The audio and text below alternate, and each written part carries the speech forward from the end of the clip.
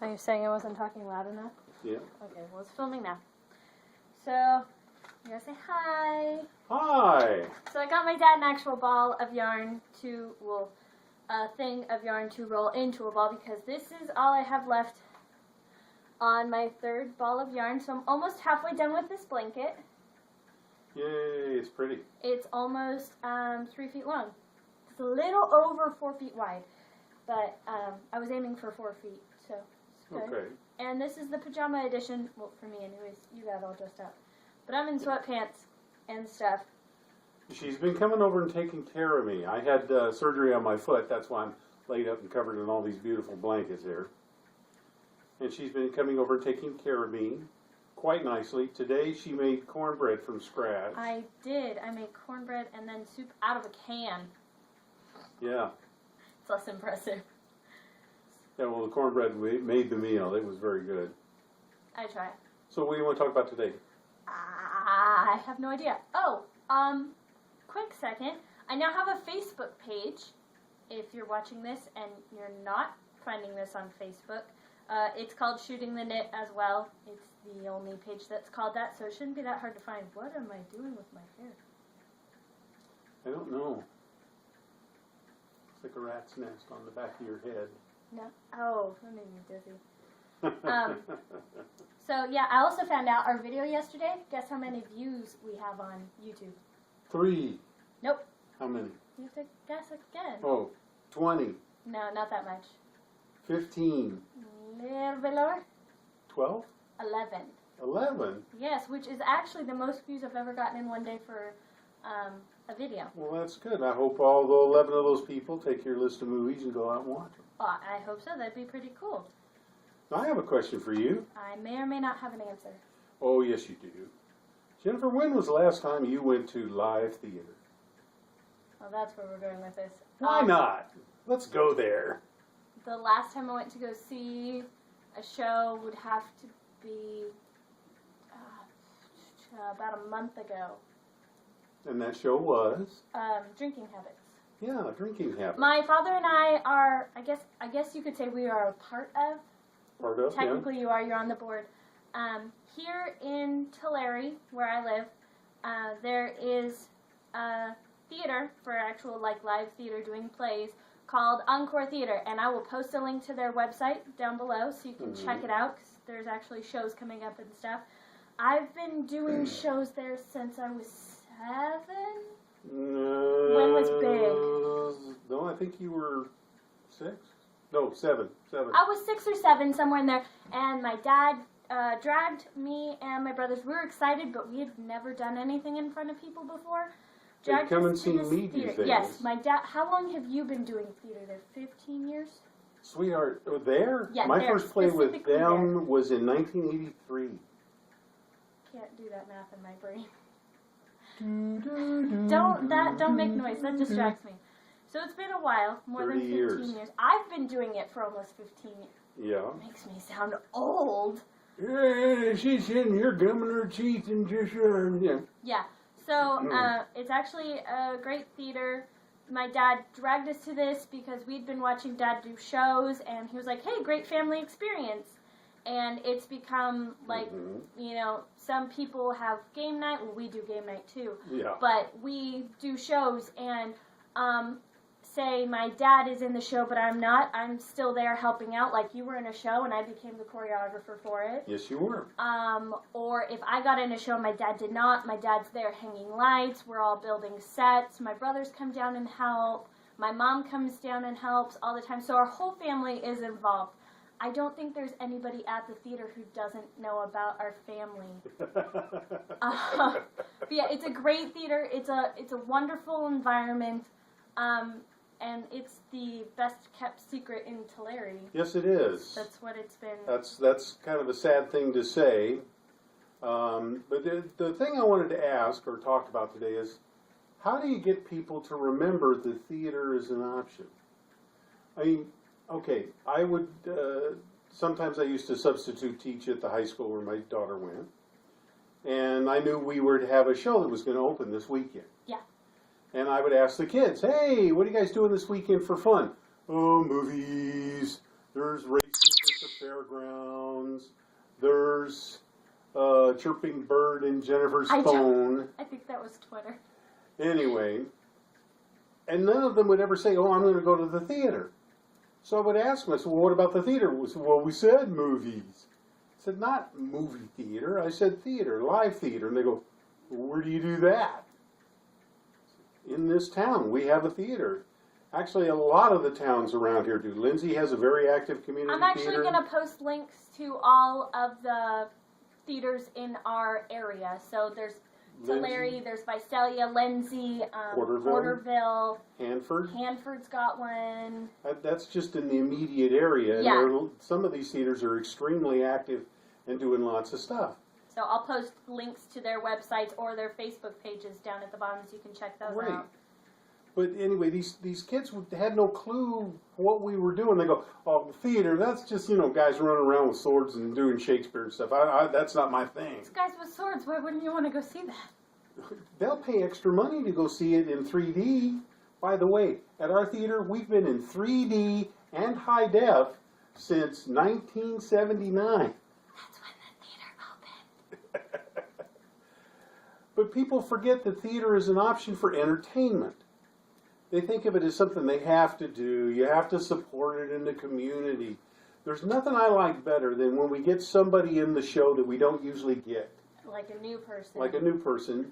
And they bring in family members to come see the show. Because, well, we got to go see your niece and she's in this show. And, it's like you're dragging people to come to see it. And then after the show, they walk out rubbing their cheeks because they were laughing so hard. Or they're, in community theater, the cast will come around front and meet and greet the customers as they're leaving. It's a lot of Professional theater, that's not allowed, ever. No. And people will come out and they'll meet you after the show and they'll come up and they go, oh my God, I've never been before. This was so much fun. What's the next thing you're doing? And it's like, well, you tell them and they think, oh, this is great. Or there's one guy that'll show up every so often and every time he does, he says the same thing as, that was the most fun I've had in a long time. I said, well, I haven't seen you here in a while. Well, I keep forgetting to come, and then every time my wife says, well, we got to go, and I always think, well, yeah, I guess. And then I always come and I have fun, and I don't get it. I don't know why I'm so reluctant to come.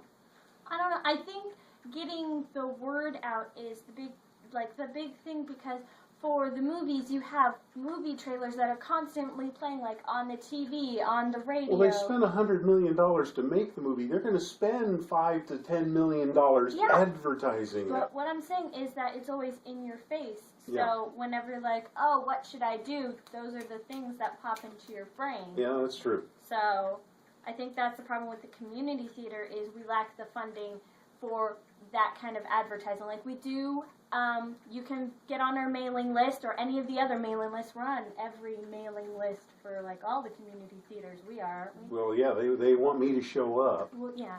Um, He's a hot commodity Oh. in the theaters. Yes, I am a theater god. What can I say? I don't know about, I wasn't going that far, conceited.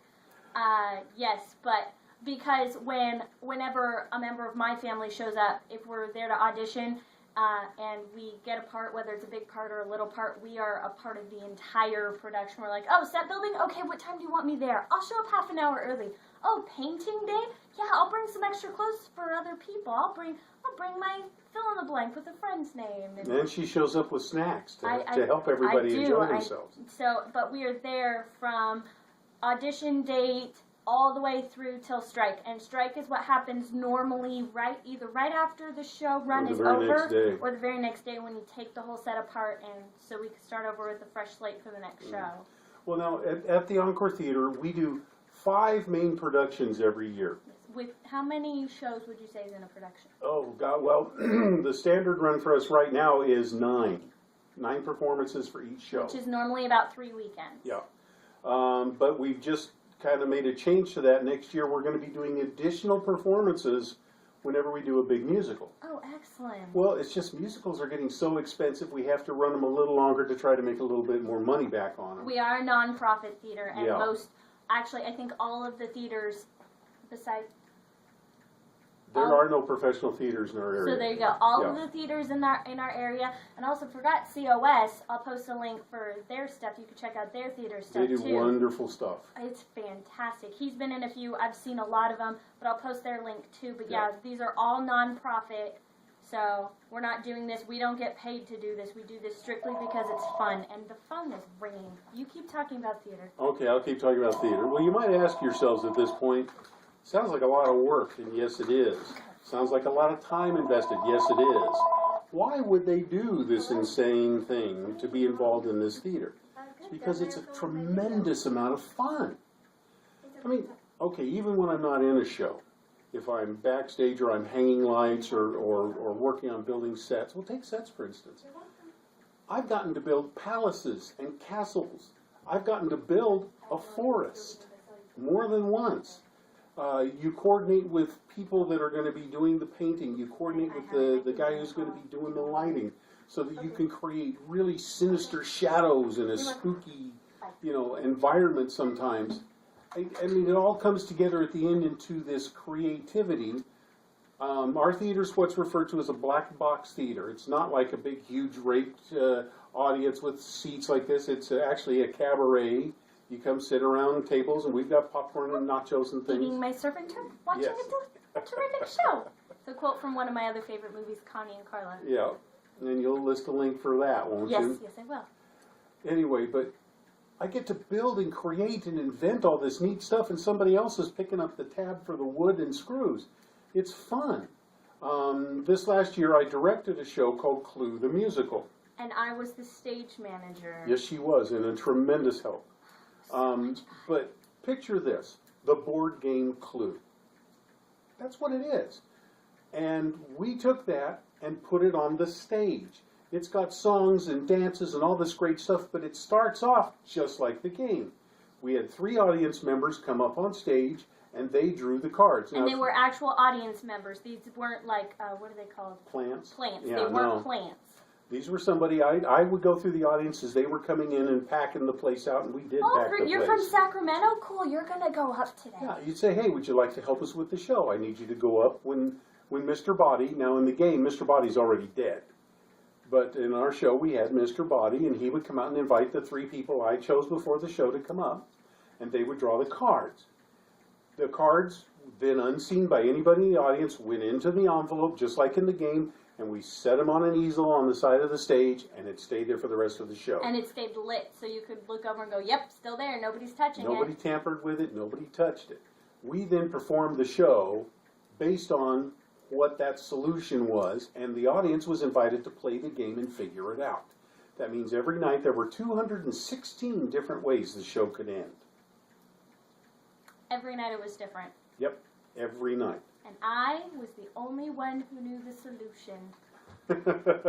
That's because all the cards that weren't drawn... Don't ruin it! Oh, please. Immediately take it backstage, and the stage manager flipped through, and she goes, okay, there's no Miss Scarlet, there's no candlestick, and there's no billiard room. That's the solution. Miss Scarlet in the candlestick with the billiard room. And all the cast immediately then started shifting the little bit of line that they had to do their different. lines would change depending on who it was. So it was a feat for the actors. They had to be kept on their toes. Different props were used and stuff. It was a lot of fun. So I got to be the one who designed the set for it.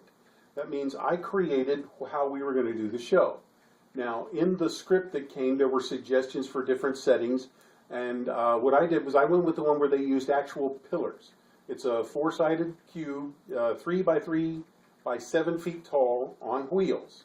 I built 6 of them, and so each pillar has 4 sides, so 24 sides that we painted to represent different rooms, the tokens of the characters. Yes. And those got moved and changed throughout the show by the cast as they were going from room to room. And it was a very fluid thing. So Mr. Body would come out at the very beginning and he would say, you've now picked how the play will end, and now we proceed. The first scene is Mrs. White in the kitchen. And so here a couple of pillars rolled together. They were painted like the kitchen. And Mrs. White proceeded to sing her song. She had a butcher's block that she rolled out. Yes. And on that butcher's block was a big chunk of what looked like meat. And she had the lead pipe and the knife, and she was tenderizing this roast while beating it to death. And she sang her song. It was very funny. The audience loved it. But at the end, you know, Mr. Body would walk out and he'd be like, okay, you have a room, a character, and 2 weapons. And one is correct. Yes, but he wouldn't tell you one of the weapons is correct, just one of those 4 things were correct, and you had to try to figure it out from there. Yeah, or none of them. It depended on what was chosen. It all depended on what the cards were. So we went from room to room, just like fluid. I also used a lot of light changes in the show to emphasize different areas and things like that. Now, right before intermission, we had what we called the chase, which was every villain with every weapon and every room got run through this thing in this big chase scene set to music, and Mr. Body's running through because he's waiting to get murdered. And intermission is where he got murdered. It was a lot of work backstage on that one. Was hectic. Yeah, but we got to create this tremendous visual scene of rooms and weapons and people all going in and out and around and chasing through, and the audience was rolling in the aisles laughing. It was almost like, kind of like dancing with like a bunch of props. Yes. I ended up backstage because these pillars were pretty decent size, and we only had, how big would you say that gap was in the back? 4 feet. It was about 4 feet, and so these pillars are 3 feet wide. So what I ended up doing is I was like, okay, and I choreographed the entire show with the pillars as dancers, and it was complicated. It was very complicated, and we worked night after night after night to get just that one scene correct. Yeah. But it was so much fun. And then once we were actually at the point, and you do get there, where you're, gee, I'm so tired of doing this. Yes, we've got it down. Yes, everything's going fine. And then you get the first night, right before we open, we call it Friends and Family. We'll have a few people in the audience that have never seen anything we're doing. And we do it one more time, and they laugh. And all of a sudden, we're getting the payback, you know, the payoff from it. And it is so much fun. That is cool. The very next show we did was The Drinking Habits. Yes, and I wasn't a part of that one, but I went and saw it a couple I did the lighting for it. Yeah, he was the lighting guy. It was so funny. I knew nothing about the show. I'd never heard about it before. And I decided for the first time I wasn't going to like read the backstory or anything. I just wanted to go in as a patron. I think there was 5 minutes throughout the whole show that I was not laughing. Yeah. The rest of the time, my sides hurt when I came out. It was so funny. And Adam Ridgway was the man who directed that. It was his first time directing, and he did a very nice job. He did a phenomenal job. Did a nice job. And we're way over our time. Oh, that's okay. Well, I don't want to go over 20 minutes. Okay. So. Anyway, but the point was we went from what I built for Clue to we had to have a convent where these nuns are secretly making wine. And there were walls and doors that were hard and a window, and you could see outside of it, and it had to have a scene painted. And then I got tasked with lighting outside, so we actually had twice in the show there were sunsets, and then I had to do a sunrise out there with the changing and colored lights. It became very complicated. But the thing is, in the audience, you didn't realize it was complicated. It just looked natural. This summer, we're doing Grease. Yes. Again, we did this 6 years ago, 6 years ago, yeah. We've done it before, and we're doing it again. The same director's directing. His name is Bob Barnier, and like I said, all those theater links will be below, so you can check them out. But he's got a totally different view of what he wants. So the sets we built last time, nothing like we're building this time. It'll be a new look on Grease. Mm-hmm. But in the past, we've done Beauty and the Beast, where we built a castle, and we had the transformation where the Beast turns back into the guy 5 feet away from the audience. And they couldn't tell how we did it. That was beautiful. Yeah, I mean, I think that's the best kept secret at Encore. Yeah. So it's a best kept secret Inception. Because it's the best kept secret in the best kept secret. Ah, I like that. Anyway, the point being is this, I get to invent stuff. Or show up and somebody else will have a gleam in their eye and they go, I want to make a car float in on our stage. Have we done that? Nope, but we're going to. Oh. Bob's got it in his head. Grease Lightning's going to make an appearance from the back wall. There's another reason for you to come down to Encore Theater in Tulare and check it out. Apparently, we're making a car come on stage. Yep. Next year, we're doing a show called The Drowsy Chaperone. I've heard that was phenomenal. You've been telling me a little bit about It's that. a funny show. I've read it. I've not seen it. But the Okay, way... you can give a 30-second clip about it. Just for 30 seconds, because I don't want to give anything away. Are you taking part of my 30 seconds right now? No, go. Okay. It takes place in a guy's apartment, like in New York. He's a recluse.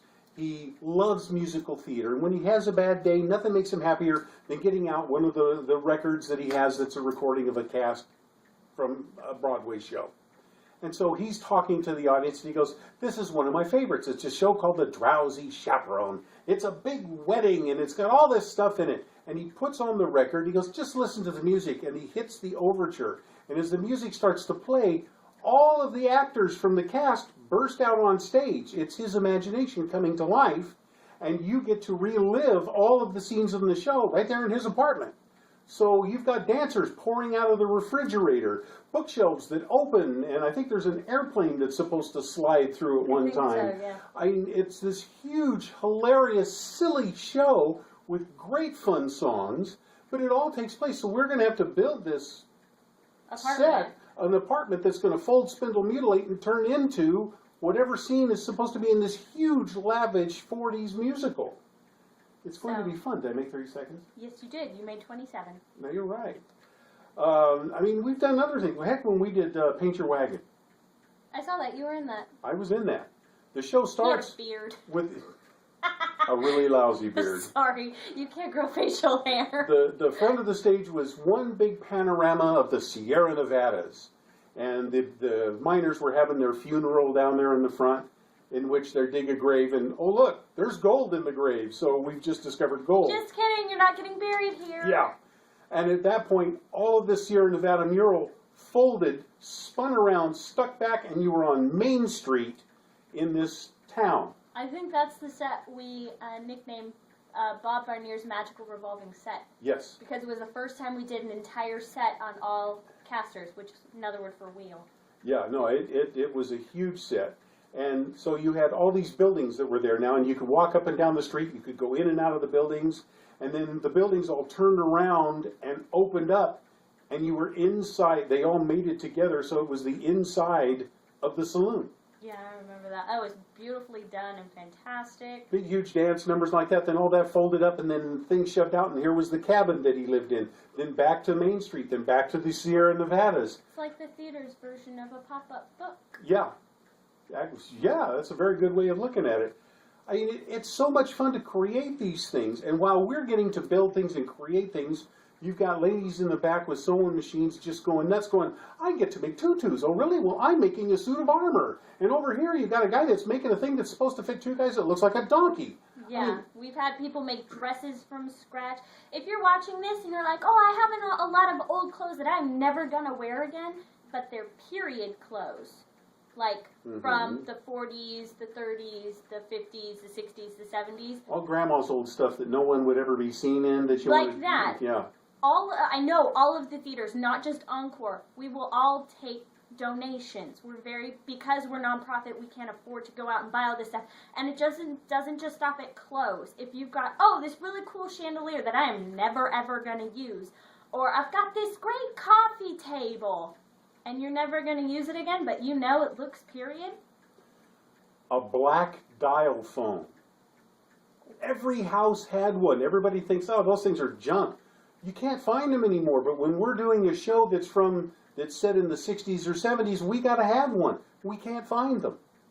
I mean, things that you might think are nothing, your community theater might be very glad to get their hands on. So if you're thinking about just throwing it away, pause. Think about it. But anyways, we got to wrap it up because we're almost at our 20 minutes. Check your community, Please. Wherever you are, see if you have a theater. If you do, go see what they're doing. And then when you're done and you see people that have been having a blast, ask them, how do I get involved? Like Bruce. We do have a guy named Bruce. He came and saw a show, and then like a couple weeks later, we were doing construction for another one, and he walked in, and we're like, hi, can we help you? We thought he was lost. He goes, yeah, I'd like to help. I have a drill. He literally said, he goes, how do I get involved? He goes, you just did. Come with me. By the end of the day, he was building stairs. And he's now involved in practically every single one of our performances. He was in the last show as a priest. He was in the show I saw. He was phenomenal. But yeah, please get involved in your community, in your theater, and maybe your community doesn't have a community theater. I'm sure one of your high schools do. And they may need help building sets. I know you've gone over to a couple. We have 3 high schools. You've gone over to at least 2 of them to help build sets and stuff, or give a class because you've done that before too. I've actually gone and given lectures on how to build sets, how to build flats, lighting design, things like that. It's a tremendous amount of fun. But please, if you're thinking, I don't know what to do this weekend, check it out. Like I said, I'm going to post some of the links, and thank you guys so much for watching. Say goodbye. Bye.